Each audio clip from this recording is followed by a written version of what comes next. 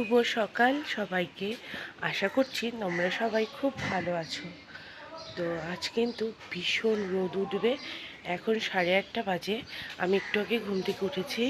কি রৌদ্র দেখতেই পাচ্ছ। তো আজ প্রচুর রোদ উঠবে। তো চলো সারাদিন কী কী করছি তোমাদের সঙ্গে শেয়ার করব। আমি জামা কাপড়গুলো ভিজিয়ে রাখছি যাতে একটু সময় থাকলে দিদি এসে যখন কাচবে ভালো পরিষ্কার হবে। তারপর আমি আলু পটলের ঝোল করলাম বড়ি দিয়ে, নিরামিষ করে দিদিভাইয়ের জন্য। ঘরে এসে দেখি ঘরের যা অবস্থা, চারিদিকে জামা কাপড় সব দেখে তো তার ড্রেসিং টেবিলটারও অবস্থা খারাপ। ঘরের অবস্থা দেখে আমার নিজেরই মাথা এখন আমার ঘোরাচ্ছে, কিন্তু কিছু তো করার নেই।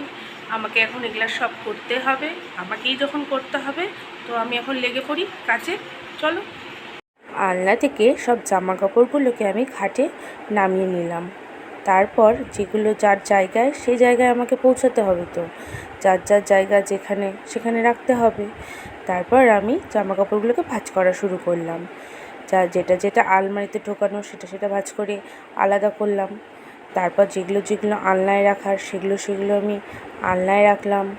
তারপর যেগুলো ইস্তারি করব সেগুলো আলাদা করলাম। করার পর বিছনাটাতে আমি এখন একটা চাদর পেতে দিব, কারণ আগের চাদরটা আমি ধুতে দিয়ে দিয়েছি সেই জন্য। তো বিছনায় চাদর পাতা কমপ্লিট হওয়ার পর আমি হয়রান হয়ে গেছিলাম, তাই একটু নিচে নিলাম, নিয়ে আবার বালিশের কভার ভরা শুরু করলাম। প্রত্যেকটা বালিশের কভার আলাদা আলাদা করে ভরে নিলাম, কারণ এই ইয়েলো দুটো আমার আর ব্লু দুটো আমার হাজব্যান্ডের। সেই বিছনাগুলোকে গুছিয়ে নিতে লাগলো। তো গোছানোর পর বিছনাটাকে একটুখানি ভালো করে ছেড়ে দিব।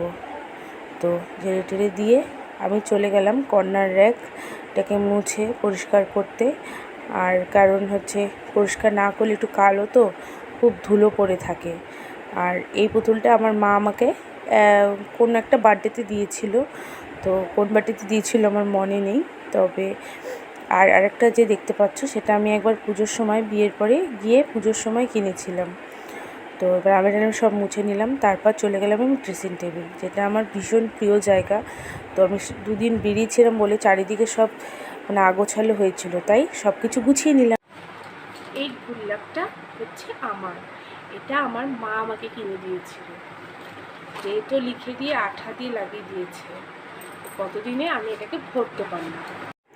এতক্ষণ ধরে গোছানোর পর তোমাদেরকে দেখালাম কি অবস্থা ঘরে। তো পরিষ্কার করার পর কেমন লাগছে সেটাই আমি তোমাদেরকে দেখাচ্ছি।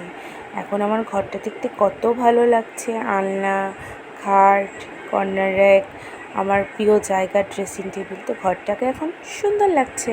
আমার ঘর গুছানো হয়ে গেছে। এখন আমি স্নানে যাব। মা স্নানে গেছে, মা স্নান থেকে বেরিয়ে গেলে আমি স্নান করব। তো খুব গরম লেগে গেছে, বেলাও হয়ে গেছে।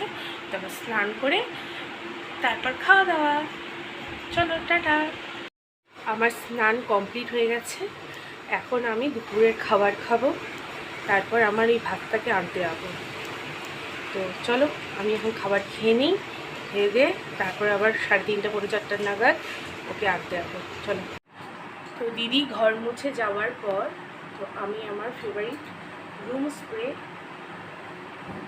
এটা আমি ঘরে স্প্রে করে দেবো, তাদের ঘরটা দিয়ে সুন্দর গন্ধ বেরাবো।